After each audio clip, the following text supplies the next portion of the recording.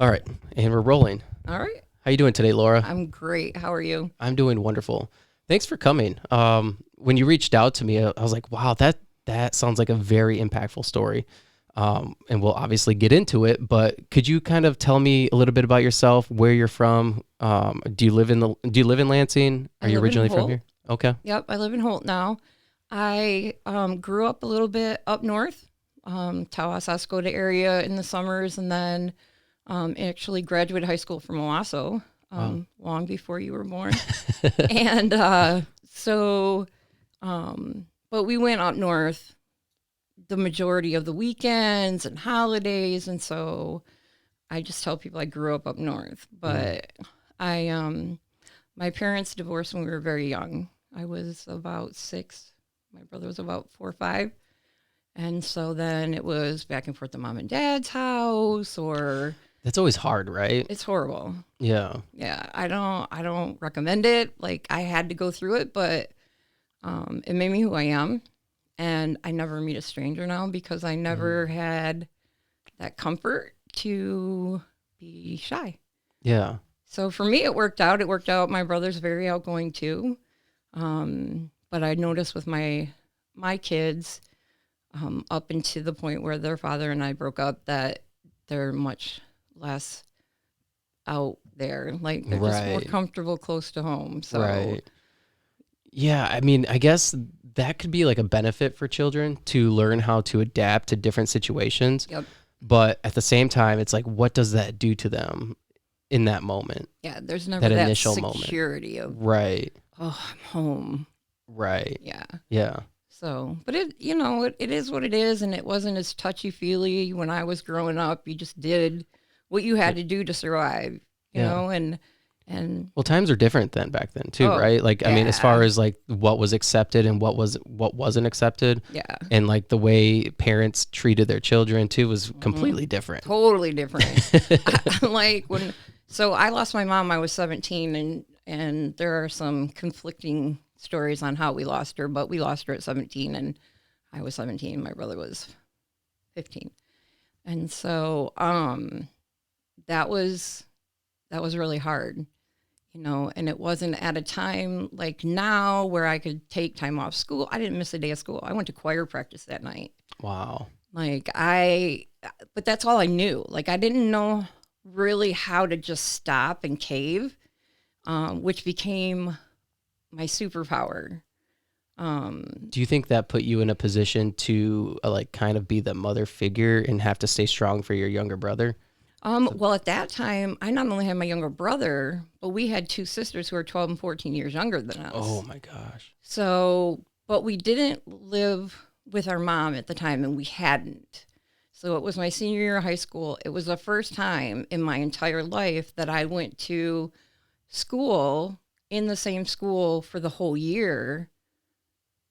I think in my whole life, like we moved Wow. back and forth so much that it was this school here and that school there and this school here. And so it was the first time, but I can tell you like it was yesterday. Like I can almost tell you what I was wearing Wow. when I came home from school. And I remember seeing my dad's truck in the driveway. And I had just gotten my first car. It was $125. What? It was What $125. kind of car was it? It was a 76 Delta 88, and it had Wow. a 450 in it, and it went. Like, I love that car. We could put 11 girls in it, Wow. and we did. Don't tell my dad. Um, so, but I remember getting off the bus. I remember going to the house, and my brother always dawdled to get home because he was 14, 15. And I got to the house, and my stepmom and my dad are standing in the kitchen, and they told me that my mom was gone. And I didn't believe them. I thought they were lying, that they were just being mean to me, because I was very insecure, very didn't feel safe. And I left. I just turned around and walked away, and went to a friend's house and just kind of said it out loud for the first time. And yeah, it was real. But the next morning, I went to choir practice that night, and it was my senior year, so we were getting ready for cabaret. Mm. And we were doing Michael W. Smith's song Friends, and I couldn't do it.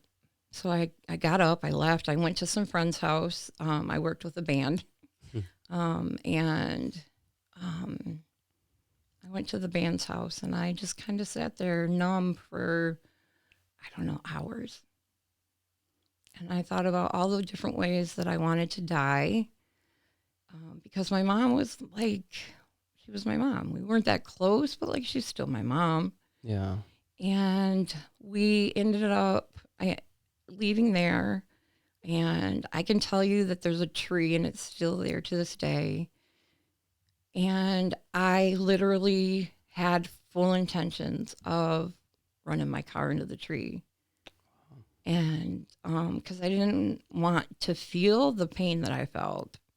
And that was back before opioids, and you could hide from everything chemically. But I didn't, obviously. And I went home and went to school the next morning, marched into the principal's office and said, my mom died yesterday. My brother won't be in school for 3 days. And I turned on my heels and went to class. Wow. And he sent every counselor in the school to find me. And it went through a little bit of peer counseling. And they told me to write my dad a letter. And my dad was an iron worker and a big, strong guy, but dealt with his own alcohol addictions and not a touchy-feely person.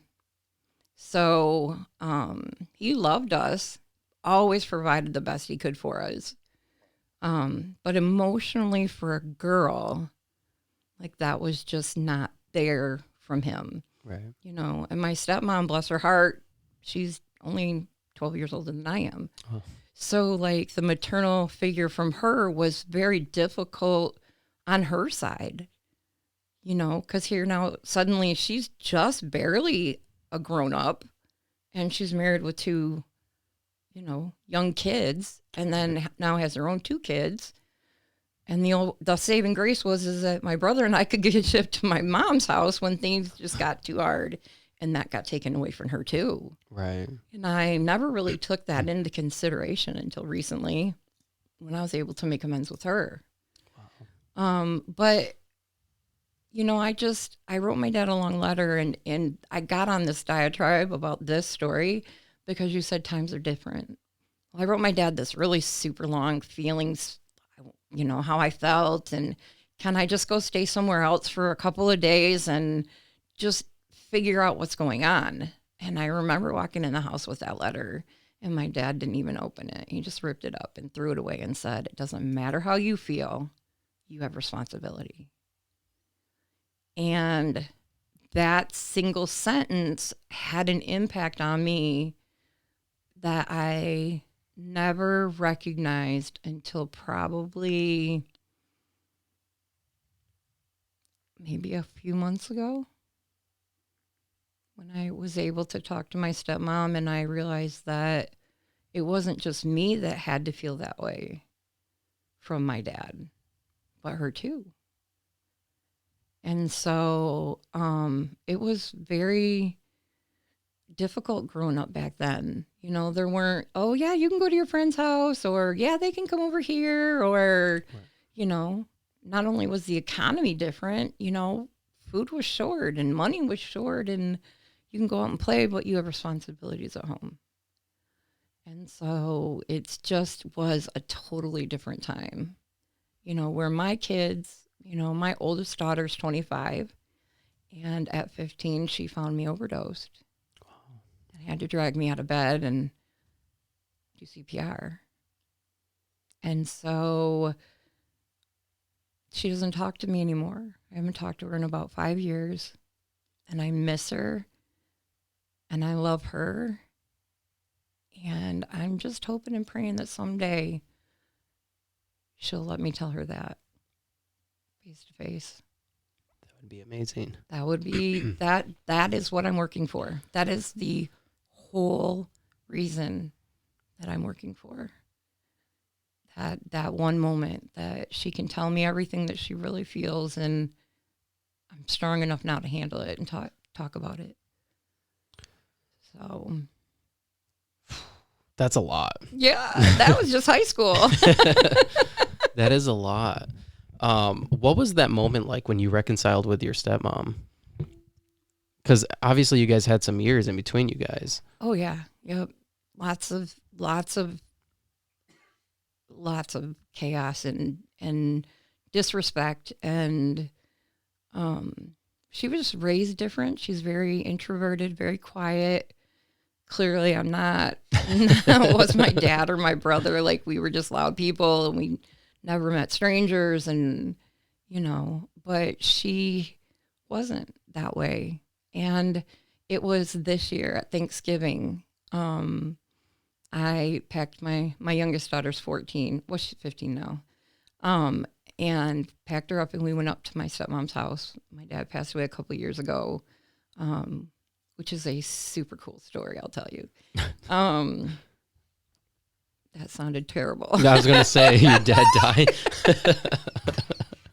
Oh, yeah, that was a really bad segue, Lori. No, he passed away, and I got to be there because of my recovery. Oh, wow. So it was a super great story. But my stepmom, at Thanksgiving time, it was also my birthday. And she gave me one of my dad's T-shirts. And that had been something that it's been a couple years. And she just got to that point where she could release it to me. And that was huge to me. And so we finally got a moment to just ourselves. My daughter and my sister went out to go get something from the store, and I made her sit down, and I apologized for being a horrible human being, and for being ungrateful, And she, for the first time, opened up to me and told me her side. And I had never thought about that before. And so being able to make amends with her was probably in my top 5 greatest things that's happened since I got clean and sober. That's awesome. Yeah, it was great. Being a step parent's probably one of the hardest things, right? Because you're kind of coming in as like this other person that has a whole different life. And then these kids see that and they're like, well, that person, like, they're not part of our family. And so it kind of like causes this divide, this like separation. And there's never really a way to kind of bridge that gap. Well, nowadays it's different because it's okay to talk about your feelings and be open and honest. Right. Back then, we're talking the late 70s, early 80s, and it wasn't the same.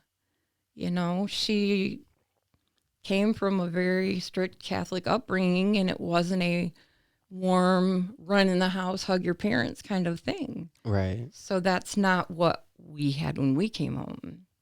And it was just different. Yeah. To us then at that point, it was what it was. And you just did what you had to do. Right. Which is why I'm still alive, because I learned from that how to not let all of these things that have happened in my life destroy me. Yeah. And how to somebody just asked me yesterday, why did you just keep going? Why didn't you just quit? That must have been horrible. And it was horrible. I don't know how to quit. Well, it doesn't seem like it's in your nature to quit. I mean, from the moment that you'd mentioned that when you found out that your mom died, you went and attended to your responsibilities, the things that you were a part of. You didn't quit. I mean, like some people would just like, I don't know what they would do in that moment. I've never lost a parent like that. But yeah, like a lot of people would want to quit in that moment, and you didn't. You just left and went and did what you were supposed to do. I don't know if that's a healthy thing to do. Yeah, I don't know either. I mean, it's obviously important to mourn the people that you love and care about, but yeah, and obviously you're not a quitter. You're here. Yeah. Today. Yeah, I am. And I work really hard at that. But I will be the first person that will cheer you on. I don't think that anybody really has it in them to fail. Because failure is not what it used to be either. In what way? Well, you only fail when you truly stop trying. Yeah, I agree. Mistakes are not failure. They're learning tools. And in this generation, in this time, we don't treat it like that. We treat it like a failure. Like, you did something wrong, you're a bad person. Yeah. Yes and no. I mean, I think a lot of people have the perspective that, like, at least I do, because I've failed at a lot of things in life, but I use it as a moment to learn and to find a better way to do it. That's awesome. And with today's technology and the innovation that we have, like, it's so easy to do that. Yeah, it is, as long as you don't have the failure mentality. Right. Yeah. Which is really, really steeped in people. I think it has a lot to do with the victim's mentality. Yes, absolutely. I agree with that 100%. Yeah. I've never been a victim. Yeah. I've been hurt by a lot of things, but I refuse to be a victim of it. That's important. Yeah. And it's just one of those things that today, like, so many people want to be a victim. I mean, you get attention for it, you get recognized for it, and unfortunately, like, the media blows that stuff up. Absolutely. And I've had a lot of people, like, kind of insinuate that, like, people who come on this podcast share their stories, like, they're like as if, like, they're trying to gloat in their victimhood, but it's like, that's not what it's about. It's about you sharing your story to tell people, like, I'm able to overcome this. I'm able to rise above it. So let's kind of get into a little bit about what life was like when you said you were addicted to drugs. You were homeless in Detroit, and you ended up losing custody of your daughter, I'm assuming the 25-year-old. And let's talk about that a little bit. Sure. So got married in 96, had a daughter in 97, worked in the church. My husband preached and Your husband was a pastor? No, he's a preacher. He went to different churches and things like that, or he would preach where, like, instead of the pastor preaching. We sang, we traveled with the church and sang. We did all kinds of stuff, taught Sunday school, junior church. And in 2005, I had gastric bypass surgery. And that was the start of my downfall. Did it save my life? Absolutely. I wouldn't be here. I probably would have exploded by now. But what was the reasoning behind that? Well, when you have gastric bypass surgery, you are 85% more likely to become a drug addict than anything else. Why is that? Because your propensity to handle the medication is not there anymore. You don't digest things. You don't, absorb things the same way. It's just different. You totally give your body a crash course on learning how to live all over again. Wow. And so do you still get a high from it, like the drugs? Yeah, you do. Higher. Really? Stronger, yeah. Because your body doesn't break it down. Right. So what happened, so I had that surgery in 2006. I had to have another surgery. I have I think we measured like 55 inches of scar tissue from 3 surgeries. Whoa. Yeah. So that's a lot. Yeah, it's a lot. So, but each time I'd have a new surgery, it would become harder and harder to get off the drugs. And what was the time frame in between those surgeries? So the 2005 started it. 2006, I had the second one. 2007, I had my daughter. 10 years later, after her sister, because my weight precluded me from getting pregnant again. And nobody told me that it would happen like that after the surgery. So, which is great because Grace has been one of my saving moments, you know, her and her sister. And, but so 2007, I had her. 2009, I had another surgery, and that was the one that like really tipped the scales for me as far as my addiction. I worked as a medical assistant, so I started writing my own scripts. Oh, wow. And I was taking about 30 pills at a time. What pills were the pill of choice? Norco, Okay. Ativan. I wasn't an oxy girl. That didn't do anything for me. Norcos were different for me because it was like speed. Like it was how I stayed awake. Yeah. By the time, you know, when you're ingesting that much of it. And people just respond to medication differently. Right. So I was at like 30 pills a day. Wow. And had a newborn. For it to do anything or? Yeah. Wow. Yep. And when it got the worst that time, I was literally taking 10 pills, trying to find sleep in the pain. And I would wake up an hour later and think, oh my God, I'm hurting so bad. I must not have taken my medication. Oh, man. And I would just take more. Oh. And so how I'm alive is nothing short of a miracle of God, because so many times I took so much medication that I really should have been dead. Wow. And so it was difficult. It was hard on our marriage. It was hard on my kids. Did you ever think that I shouldn't be doing this? This is a problem. I did. In 2006, I remember it started interfering with me going to church and work. And that was a big deal to me. You know, that was the big red flag, is why isn't Lori in church? And the pastor came out and he's like, what is going on with you? Like, why are you acting like this? And I told him, I'm addicted to these pills. And he said, go get them. And I did. And we dumped probably street value $10,000 worth of pills that night. I had a shoebox. Wow. Pills, patches, syrups. I had it all. Wow.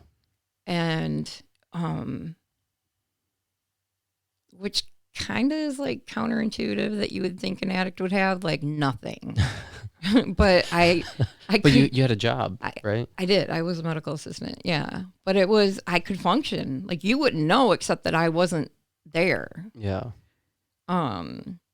So we dumped them, and I didn't go through withdrawal. I didn't get sick. Like I truly believe that God was like, okay, I'm giving you this chance. Take it. The next year I found myself in the same place. What was the feeling after that? Like, did things get better, like within your marriage, your family? Yep. Things got better. I went back to work. Everything was great. And then I had another surgery. And then we would start the circus ride all over again. Oh, man. And so after, let's see, 2010, I was in rehab. 2012, I was in rehab. 2013, I was in rehab. And 2015, I went to rehab in Brighton Hospital. Do you think rehab really works? Or does it work if you want it to work? I asked that because I have a friend who's been in rehab literally for the last probably 8 months. That's a good rehab. Well, no. He goes to rehab, gets out a month later, goes back because he can't stay clean. That's the problem with rehab. Yeah.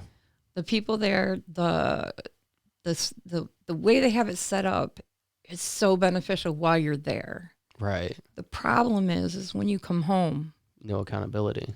Well, even if you have some accountability, you don't have the protection. And it's like, how can I explain it to you that you would like be able to physically understand? It's like, do you drink coffee? Absolutely. Which, speaking of it, no, I did have coffee today. Okay. But imagine that you were addicted to coffee I am. and you go away to get over it, but you come home and your wife is a barista in your home or outside your backyard. Right. And you can smell it, Right. you can see it, you can almost taste it, but you're not allowed to have any. Well, that's what alcohol's like for alcoholics Right. and addicts. So, real good rehab is more than 2 weeks. It's more than 2 months. It's got to be at least 6 months. Do they make them affordable for No, people like that? absolutely not. No. No, absolutely not. So when I went to Brighton, we had private insurance, and it was about $4,000 a day. Oh my gosh. Mhm. Who can afford that? Really rich people. That's wild. Well, Brighton Hospital too is where Eminem went, Mm. where Kid Rock went. Like, I was there with some guy that did Ford commercials. Like, they Wow. come from out of state. It's kind of like Betty Ford, Right. but smaller. Their program is great, but you can't afford it. Like, they have halfway housing there. They don't call it that anymore. What do they call it politically correctly now? Recovery housing. Okay. In 2010, it was $1,700 a month. Wow. Who can do that? Because your insurance doesn't cover that. That's a good program if it was affordable. Because see, the thing about addiction is that your body believes wholeheartedly, just like I need this water, I have to have heroin. As a matter of fact, I need heroin more than I need this water. Like, statistically measured, my body honestly believed that it was more important for me to do heroin than it was to take this drink of water. How is 2 weeks going to make me stop thinking that? Right. Yeah, it's a mindset change. It is. How do you reshape that? I mean, what things in rehab do they do that helps change your mindset? Talk about it. Tell yourself honestly why you're hiding from whatever it is that you're hiding from. It's see, alcohol and drugs goes back to almost I've worked a lot. I'm a peer recovery coach. I do motivational speaking. I'm writing a book. Like, I'm open about my addiction story. That's probably the best thing to do when you have addiction problems, right? It is. Or any issue, really, Yeah. is to talk about it. It is. But It's you have to talk therapeutic in a sense. honestly with yourself about it first. Right. Not what you think David wants to hear, Right. but what David needs to hear.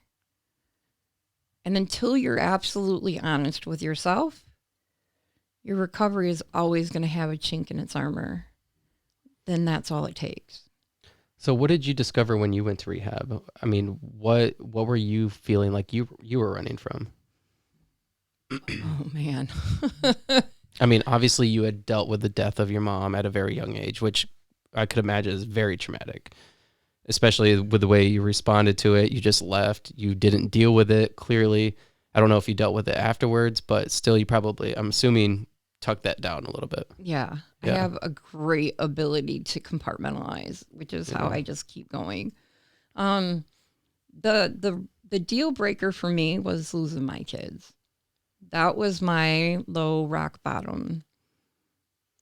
And so how did I get to my rock bottom? I at the third time that I went to Brighton Hospital, sorry, it's a little more, this is a little more touchy-feely for me. You're good. You're okay. They told my husband to tell me I can't come home. They told me, he said, I can't come home. And no matter what the other one said, that that's not true, that's not what I said, that wedge was enough to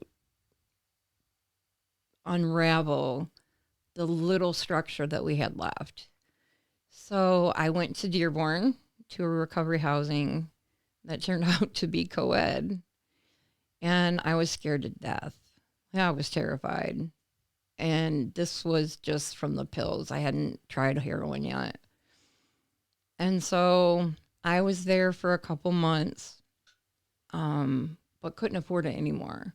So I moved to Garden City to a different recovery housing that was a little bit more inexpensive. And I was doing phenomenal. I was in the best weight shape I've ever been in. I was walking 5 miles a day. I was working. I had responsibilities. I was running the recovery house that I was in. Like, I was doing great. I had 8 months clean and sober, and I felt on top of the world till I met a guy. And yes, legally we were still married, but I hadn't seen my husband in months. I barely got to see my daughter. And so, being a big girl, I had never been hit on before.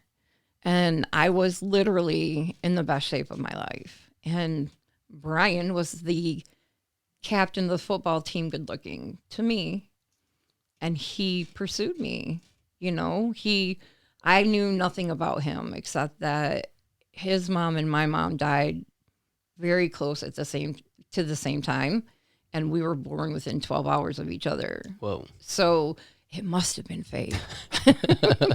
So, what I didn't know is he had just gotten out of prison for 10 years for robbing a bank. Oh, wow. Yeah. And that he was on heroin. Mm. And so, we didn't have a physical relationship at all. It was weird. He was like the best manipulator I've ever experienced in my life. Looking back on it now, like, I had to give him props. Like, he's talented. I had a migraine one day, and he said, "Here, try this." And I just wanted the pain to stop. And that was the first time that I tried heroin. No, I didn't shoot up. I snorted it. And it was nothing, because I knew from my other addictions that when you crush stuff up and snort it, it hits harder and different. And so I thought that's all that happened. I thought it was a Vicodin or a Norco or some pain pill. Because who gives somebody heroin and not tell them? Right? That didn't even make sense. But who does? Did he know you were in recovery? Yep. And he didn't care? Nope. Not at all. Not even a little bit. Wow. Wow. 3 weeks. I was homeless, jobless, living in my truck. Wow. 3 weeks is all it took. And you were obviously addicted at that point. Right from the rip. It like woke up a demon. What was that like? Because I'm sure it had to be like, I'm sure you had to like some sort of feeling of knowing that you were being successful. Like, you were successful in being clean and you were in great shape. It was awesome. I was so happy. Like, I really, for the first time, like, had found some pride in myself. Was there like a sense of disappointment in yourself when it was you... hideous. I just automatically went right from happy, successful to garbage gutter Lori again, because I had self-esteem issues. Right. Like, I didn't believe in myself. Why would I?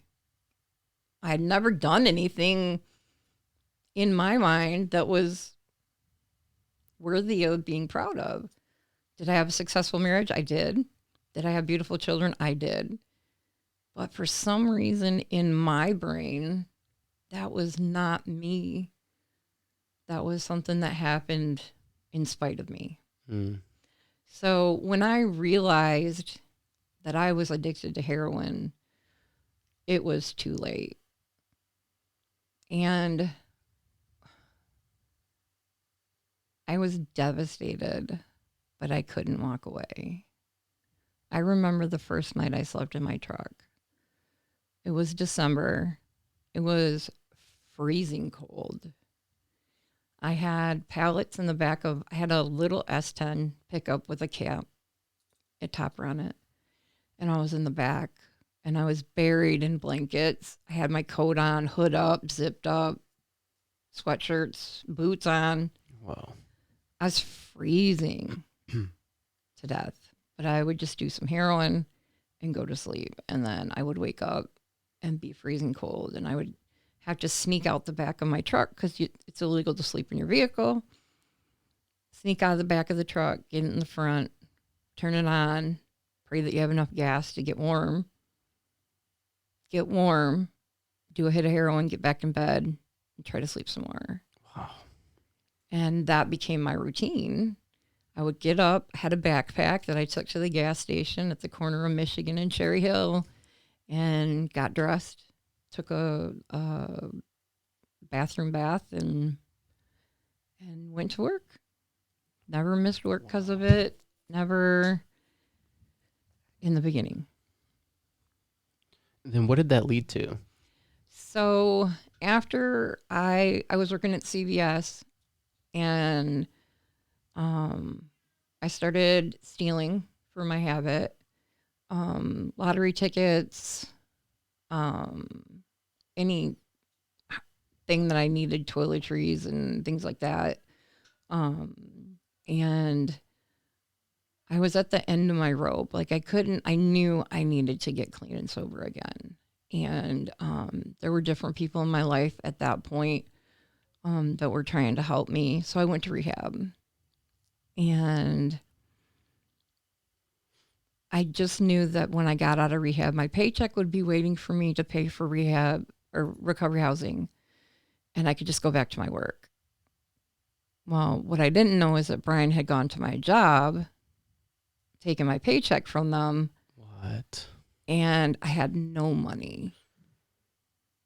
And I owed the dope dealer $700 because Brian had run up my line of credit while I was in rehab. Now, my dope dealer killed 7 people. What? Yeah. So it was like how, like a normal, rational person would have been like, oh, hell no, I'm not going back down there. I'm going to go home now. We're going to live a nice life. And he's not going to find me. But that's not how addiction works. I went back, got back with Brian, and started working at the auction block. The first day back to work at CVS, they knew everything. Loss prevention was there. And they're like, you have one chance. Tell us how you did it without us seeing it, and we won't press charges. Because I was at a felony level. Whoa. And so I walked them through every single piece of it. And they let me go. Because I had just gone to rehab, and they knew that inherently I'm not a bad person. Right. I wasn't doing it to be malicious. I was trying to survive. Right. Does that make it right? Absolutely not. No, but it's almost like you're a creature of habit at that point. Like you're just doing what you need to do in order to survive. I mean, your main concern at that moment was just getting high, and everything else was just what it was. Right. The thing though, it wasn't just getting high. That's the thing about heroin. Nobody tells you this, but if you're listening and you've never done heroin, don't. Right. Everything's fentanyl now, but it's the same. Yeah. It's the same.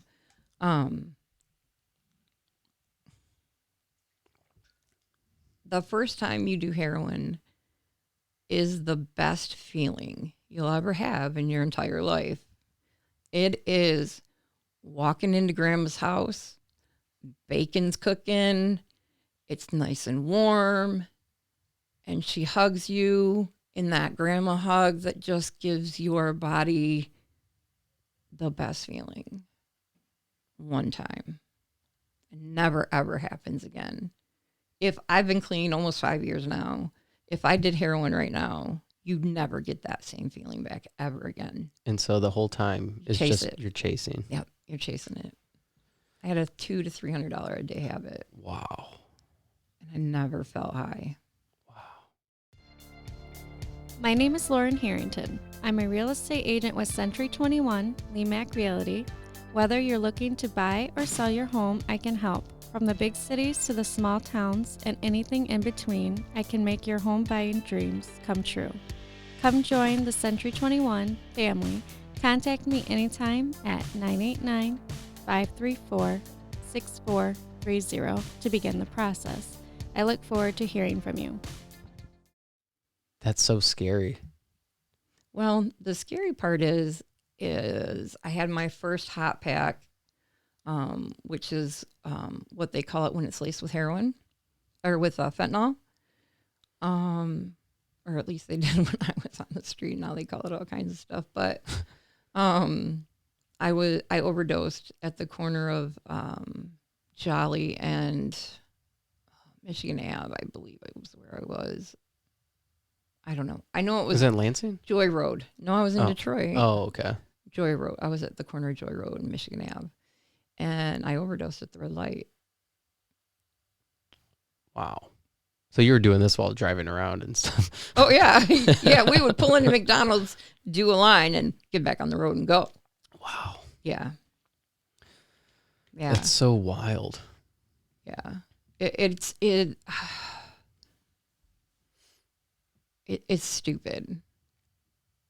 It's just stupid. The whole thought of it is just stupid. But I didn't, like, deep in my heart, I knew that what I was doing was wrong. But the obsession, You just can't break it. Yeah. it was horrible. It has a grip on you. Yeah, Just keeps pulling you down. A death vice. Yeah. Yeah. And the thing that's really scary now is that fentanyl's in everything. I have a friend whose daughter went to a birthday party, 13 years old. And they thought that they would be slick and got a joint on a mom and dad's stash. Oof. I mean, weed. You had fentanyl in it? Fentanyl. Wow. 5 days in a coma. She barely lived. Wow. What's her state now? Is she? She's fine. She's fine. Wow. That is crazy. I didn't know it was in weed. It is. It was something that if you buy it off the street, right? Yeah. Yeah. Yeah. But you never know. I mean, literally, unless you're getting it from a dispensary, you do not know what you get unless you grew it yourself. It's insane. It's just insane. And fentanyl has taken over to the point that heroin's almost obsolete. It's like the #1 form of death, I think, in the United States. It is. Yeah. Yeah. I've overdosed 11 times because of fentanyl. Wow. Wow. And that was, how long ago was that? My last overdose was September 6th, 2018. Wow. That's crazy. And then, so how many, you said you had 11 overdoses. What were the time periods between those? Sometimes twice in a day. Whoa. Yeah. It doesn't make sense. It's completely irrational. But it's real. I know the very first time that I overdosed, I had taken a friend's son's meds. Oh my gosh. Yeah, I'm a horrible person. Or I was. Right. It's almost comical when you're sitting with somebody and they can tell you a story like that and you're like, what? You did what? Yeah. You just see me at work, like my boss. So we have some customers that are very affluent and they're very difficult to deal with sometimes. And I'll never forget the first day my boss was like, "Oh, I heard you had to deal with so-and-so. Are you okay?" And he was being so sincere. And I was like, Tom, my drug dealer killed 7 people. He don't bother me. And so it's like, you know, and that's been the precedent. Like, I can do my job because people don't bother me. Right. You know? Right. So I like that. One thing I like about that, like you just sharing that quick story, is that you are just completely open about it, even in your place of employment, and they're fully aware of it, which 100%. is so cool So that they're supportive in that way. absolutely. Yeah. So here's how I got here. So I 2 years ago. 2 years. All right, let me do some little math here. I'm a heroin addict. I'm slow. Okay. I don't get to use that as an excuse anymore. So in 2020, I was in a car accident, broke my femur, almost died twice. Whoa. 45 days in the hospital. It was horrible. Didn't relapse. That was January 2020. March 2020, got COVID. Almost died. Didn't relapse. July of 2020, I was doing physical therapy for my right leg, and I broke my left leg What? in physical therapy and tore the medial meniscus in my knee. December of 2020, I cut my hand all the way to the bone, cut 3 tendons, had to have surgery, didn't relapse. July 2021, I broke my left ankle. Didn't relapse. September of 2021, totaled my van. I was released from the hospital in an incapacitated state from steroids. And they just let me go at the front door of the hospital and said, good luck. And I got in my van. I don't remember anything at all. And drove 4 miles and got T-boned at St. Joe's, and I'm okay. Wow. 9 more days in the hospital, broken ribs, broken clavicle, sternum, concussion, abrasions, glass in my ears, and it was horrible. But I didn't. Sounds horrible. Yeah, I didn't relapse. But the house I was staying at, we had moved from Owasso, my daughter and I, to Lansing to work in a recovery house in Lansing. And that did not turn out. It never came to fruition, thank God. Because God just wanted me here in Lansing because he had other plans. But while I was in the hospital, I was asked to move out of the basement that we were staying in at the house of the people who were going to be running the women's recovery house. And so I'm in the hospital. They're making my daughter pack up our stuff. Oh, She's geez. 13. And so we're homeless. And here I am, almost 4 years sober and clean. Homeless again? Like, this is not supposed to happen. Yeah. So we went and stayed at Haven House, which I love Haven House. If you've not heard of Haven House, support Haven House. It's a family shelter in East Lansing that saved my life. I think I had somebody else on the podcast that was staying there. Really? Like, yeah, when they were on the podcast, they were staying, I'm pretty sure, at the Haven House. The best people. Best people. Terry and Pam are like my favorite people. I should have them on too. You should. They're amazing. Super great people. And so they helped me get into an apartment, and it was a sketchy apartment on the south side of Lansing, and so I didn't have heat. I didn't have What? Yeah, no, but it was better than my truck. So like, Right. my upset about my circumstances is a little different than everybody else's. But So the Haven House, they kind of link you up with the resources needed yes, for you to get out on your own. yes, yep, and they have a program called Partners in Progress that follow you for the whole next year. Wow. They help you budget. They How help long you. how long has this been around? Haven House? Yeah. I don't know, but it's been around a good while. Because I was homeless in Lansing as a kid. Oh, And okay. that's how we ended up in foster care. Oh, I did the foster care route too. Did you? Yeah. You were in foster care? Yeah. When I was really, really little. Forgot to tell that part. Yeah. Well, there's so many things we don't have that much time in a day. My mom had a nervous breakdown while she had custody of my brother and I, and my dad lived out of town, and they couldn't find him because we were pre-cell phone days. Right. And so it took them a while to find him to come get us. And they put us in foster care for a while. How long were you in foster care?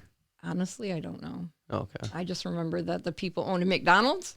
They owned a McDonald's? Yes. Whoa. Which you would think would be great, except my brother and I were not allowed to eat in the house. Really? No. We had to eat on the porch. Really? Yeah. Wow.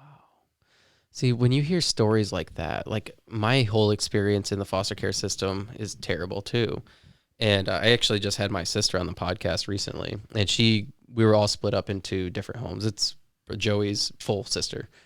She's my half sister, but she was in a different home, was adopted by a great family. And so like she doesn't share that same experience with me, but then like I hear so many stories of bad stories of people, like things like that, where the kids weren't allowed to eat or whatever, like just so much abuse and neglect. And I don't know. It's one of those things, like, I don't know. It's a messy, messy situation. It is. It's so messy. Because like the incentive to do it is so much greater than like, because I mean, there's so many kids in the system. There's so many kids that need a home. And so they don't necessarily have the resources also available to like look into a lot of the abuse, but then they also kind of turn a blind eye to a lot of this stuff, which is what happened to me. Like literally probably 30 to 40 people reported the abuse that was going on in my home, and they still turned a blind eye to it. Man, that's rough. And it's wild. And like, in my story, like my adopted mom went to jail for abusing me. Well, the agency didn't know about that. And so later on, when I was like 16, 17, I called and reported it, that she had gone to jail for abuse and she was still abusing and blah, blah, blah. Well, they came out to investigate it, and they questioned her about that. And they're like, so did you go to jail for child abuse? And she said, yes. How did you find out about that? And because it was supposed to be expunged from her record. And they're like, well, somebody reported it. They're like, don't let it happen again, because if it happens again, we'll take your license. And then that was it. She left. Don't let it happen again. Don't let it happen again. It's the exact words of a Catholic social services when they came out to investigate it. Mm. Yeah, it's wild, and it's like pathetic. It's pathetic, and that is pathetic, and shame on them. Absolutely. So when I started this podcast, that's kind of what I wanted to. I wanted to like crap all over foster care, but there is a lot of good things in the foster care system too. There are, and I think it's kind of changing a little bit. But it's the problem is that they don't have resources, and it's a real tight knit community where like even the social workers can't even talk like to the news publicly about anything. Right. Like I've tried having several people on the podcast, and they're like, yeah, no, I can't do it. It's hard. Yeah. So yeah, that's terrible that somebody obviously who has money, and you would think that they would care about kids, yeah, especially because owning a McDonald's, right? Yeah, won't even allow. And we them didn't to even eat. get McDonald's. Like they would come home with McDonald's, but we had to eat peanut butter and jelly on the porch. Wow. Like there was no like, well, at least we had a cheeseburger. Wow. It was no. That's terrible. That's so terrible. Yeah. So fortunately, we were only in for a very short time. Yeah. But it was still. I think my worst experience, my biggest fear factor that ever happened in my childhood was my mom was clearly not mentally stable. And I think that I don't know the whole reason behind it. I know I've seen her do drugs, but I don't know that was really, I think there was a lot of mental components to it too. Her dad abandoned them when she was 2. Her mom was super strict and mean, and but provided monetarily. But when I don't know how old I was, like 6 or 7 years old, my mom got remarried, and they had their reception at a bar. Oh. And my brother and I were there, and they, it was a big party, and, everything was all right and great, except, we're the only two kids there at a bar at 11 o'clock at night. But that's kind of how we grew up. Like my dad was a bartender when we were really young, and my mom was always at the bar when we were, so we kind of grew up in that atmosphere. So it wasn't so scary. But when we woke up, when the bar was closing, and they found us on the dance floor sleeping, and my mom had left for her honeymoon. What? Yeah, that was scary. So they called one of my dad's friends. He came and got us. He called my stepmom. My dad, being the alcoholic, was at the bar, and no cell phones. Here she is. We only had one car back then. 2 infants or 1 infant, and no way to get a hold of my dad. Well, hours later, my dad and his buddy showed up completely plastered. He came in, he set a gun on the table, and he said, "I'm going to kill your mom. I'll be back when I'm done." Oh my gosh. And he was drunk. And so I thought for sure I was losing my parents that night. Like, my mom was going to get killed. My dad was going to prison. What was going to happen to me? And for hours, I sat there contemplating that. Wow. And he never found her. Thank God. And wow.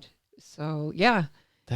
Oh my gosh. Yeah. I think that was the biggest, the scariest thing that I look back on was that moment, hearing that and thinking, oh my God, my dad's going to go kill my mom. And and that had to be super traumatic too. Yeah, I mean, because you're sitting there just in a stranger's house. Yeah. For the most part. Yeah. Wow. Yeah. So you end up in this apartment that doesn't have any heat, and what happened from there? So when did you get this job at Wireworks? So yeah, I started in the apartment in October. In December, we got accepted into HUD housing and are in a beautiful apartment in Holt now. And I was in January, I got a call from Sister Dorothy. And if you want to do a fun podcast, you should have Sister Dorothy on. She's the best. I met her through the recovery house that we were supposed to be working at. And then Pastor Deborah is one of my other mentors. And Sister Dorothy knows Tom, who owns Wireworks. And Tom came to her and was like, at the end of his rope, his manager was retired or had to leave because of family situation. And he went to her and he said, "Sister Dorothy, do you know anybody? I need somebody that's tough and smart and capable." Now, tough is the only word that I would have used at that point to describe me, because I didn't have like the best self-esteem. But she's like, "I got the girl for you." And that was on the 14th of January last year. The 15th. No, let's go back.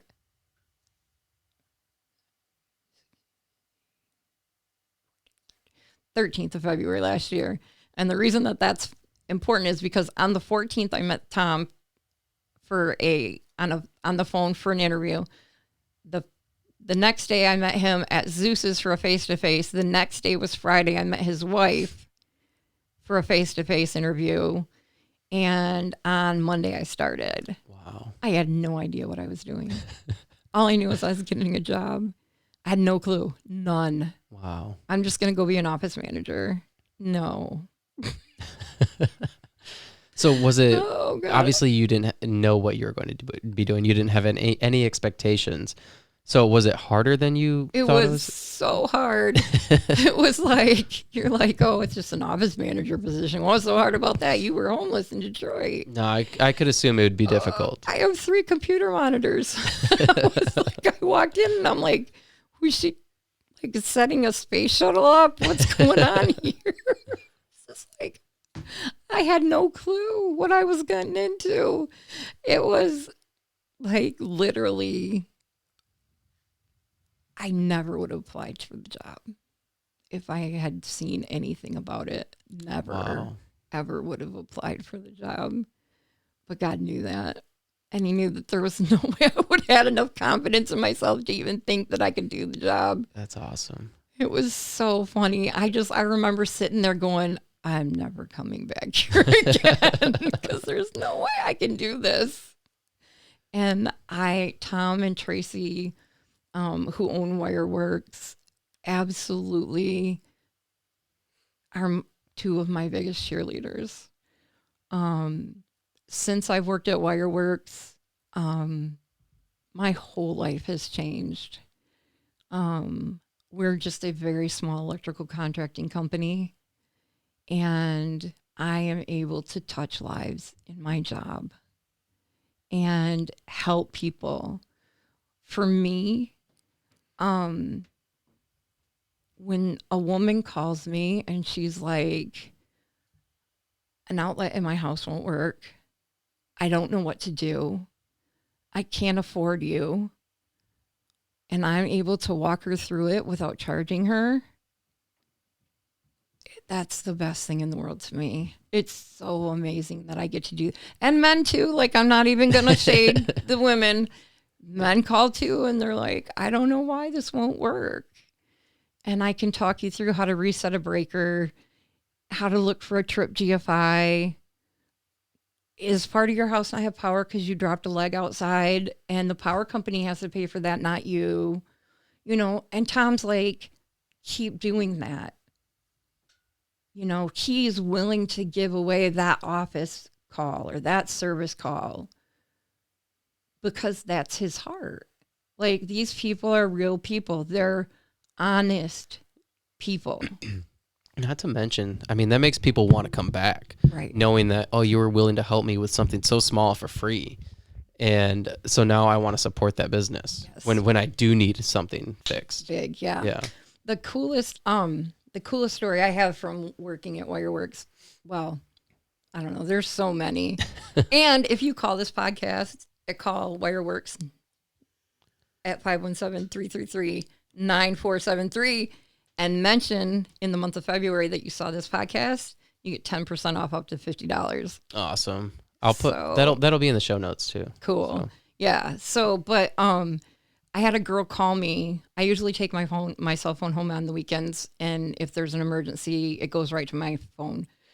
And this girl called me, and she was all bent out of shape. Like, you know, some people feel like when something's happening to them, it's an emergency for everybody. And she had children, and part of the power was out, and she was panicked and not kind. And so I'm like, okay, let's try this and this. No, it didn't work. Okay. I'm like, you need to call your power company. She's like, this is an emergency. And I said, well, let me help you with your expectations a little, because it's not an emergency. It's summer. It's not 900 degrees, and it's not below zero. It's not an emergency. Just, I don't want you to think that I'm downplaying it, but I don't want your expectations when you call them to be mishandled. Right. And so it turned out there was a brownout in East Lansing, and that's why she didn't have power in all of her house. 3 weeks later, she called me back, and she was like, do you remember me? I was kind of not nice to you on the phone. I said, yeah, I remember who you are. I said, what can I help you with? And she's like, I just wanted you to know that I'm sorry. She's like, my dad had just died of an overdose in his car. Wow. And she went on, and she's like, I don't know why you didn't love me enough to come live with me. I don't know why he wouldn't let us help him. He just didn't like us, and he didn't, love us enough. And she went on, and I knew that it was going to be a little unprofessional, but I knew that it was my responsibility at that moment. And I said, can I just tell you something? I said, your dad loved you so much, and he respected you and your husband so much that he didn't bring the one thing that he could not control into your home. He was protecting you from him. He loved you that much. And she just started crying, and she was like, I don't know how I can thank you. And I'm like, you don't need to thank me. Just know that your dad loved you. and he respected you enough that he didn't bring that one thing he couldn't control to your life in front of your kids. And that was one of my crowning jewels in my job. Wow. Yeah, that's amazing. Yeah. That's amazing. Yeah, to be able to help people like that has got to be so rewarding. And especially, too, because you have the skills and the knowledge. So, I mean, you got to feel like you've accomplished something. I do. I'm working on a book about it called Homeless to Here. And I'm working with a group called Recovered on Purpose, Adam Vibe Gunton. If you go to Recovered on Purpose on YouTube or Facebook or Instagram or anywhere else, Adam is phenomenal. He took his experience as an addict. He literally has the picture, a video that the police took when they saved him from overdosing. Oof. And he had to watch that when he was in court. And he's taken that and he's just vaulted off of it and just grown this beautiful program called Recovered on Purpose. And he's helping me with my book. And is that a local program? No, he's actually from Colorado. Okay. And he lives in Colombia because it's more fiscally right there. It's cheaper to live there. And, and it's a beautiful country. And it's a beautiful country. And he's learning a second language. So yeah. The other thing that's really cool that we got to do with folks with Wireworks is we got to do the EV station. We can't say the name of that EV station. It's not public yet? It is public, but I don't want you to get in trouble because you're not allowed to say that name in conjunction with Wireworks. Oh, really? Yeah. So we did the EV station at the Meyer station. Okay. At the Meyer parking lot. And it is the fastest charging station in the world. Wow. It's the first of its kind, and it's in South Lansing. And you put together this deal. I did. So we got, I have a lot of customer service background from when I was younger. And this guy called and he's like, we just want to use your electrical contractor's license. Because in Michigan, you can't work with the license.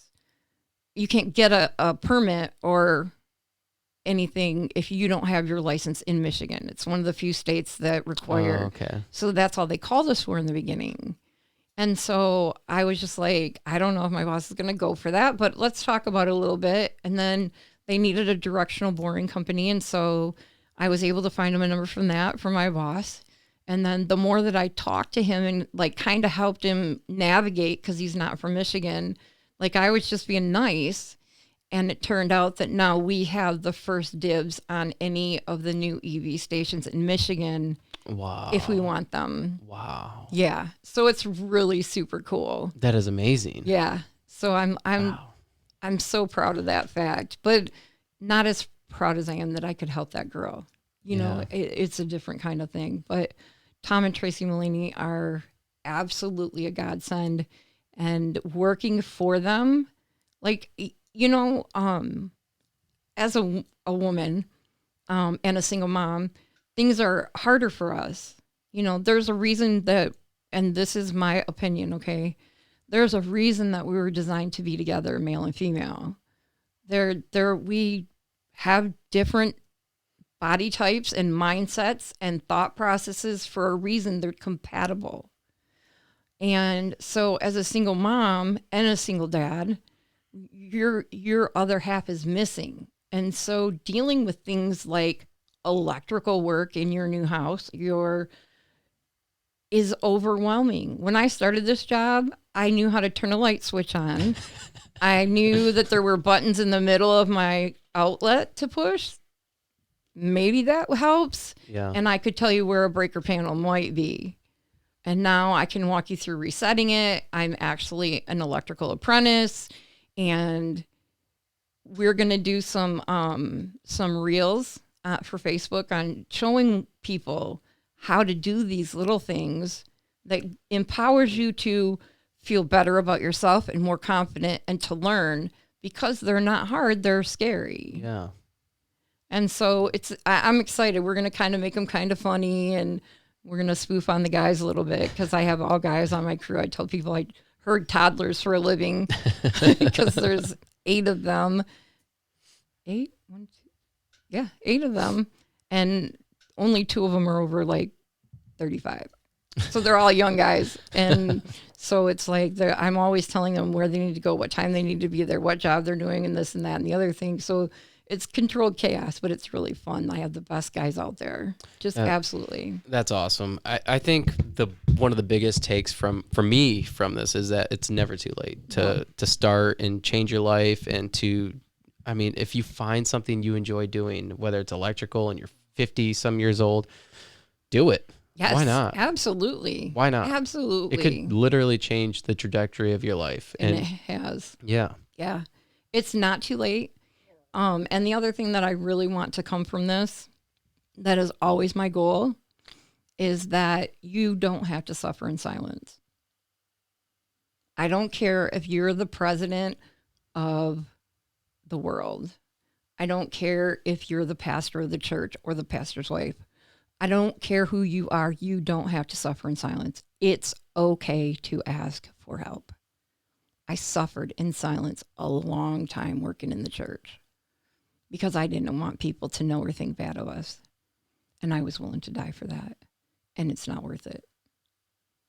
God does not intend for you to have to die in silence because you have a problem.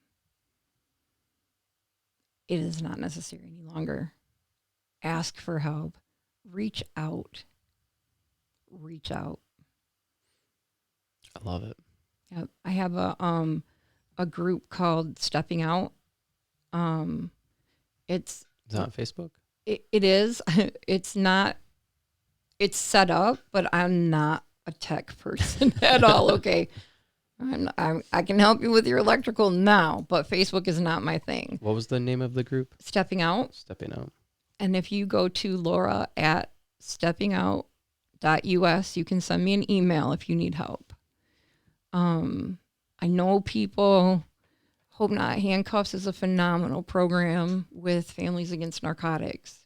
There are options out there for people to get help now. And it's so much more than being dragged to the homeless shelter or to a nasty, dirty rehab because that's all you deserve. Because it's not. It's not. You're not a bad person. You're not a horrible person. There's help. And it's accessible. And it's okay to ask for help.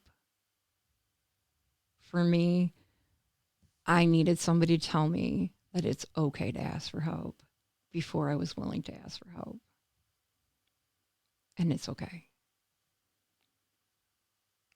Laura, thank you for sharing your story. No problem. This was amazing. I'm sure it was difficult and super inspiring. Super inspiring. And I'm glad that you're still here with us. And I'm glad that you have a great life. I do. Good job, beautiful kids. And I hope all this, I wish all the success on you. So Thanks. Thank you. Yeah. And like I said, if anybody has questions, if you want to talk again, yeah, we can do this anytime. Yeah, just let me know. There's so much that I didn't share that are. Well, even if you just want to come in here, we just chat. You're a funny person. You'd be a fun person just to sit down and just talk to. Yeah. Like not even necessarily have a subject, but just to talk to. Those are some of the best podcasts too, when you're just talking. Yeah. About nothing in particular. Yeah. Anytime. Thank you for having me. Absolutely. Thank you. All right.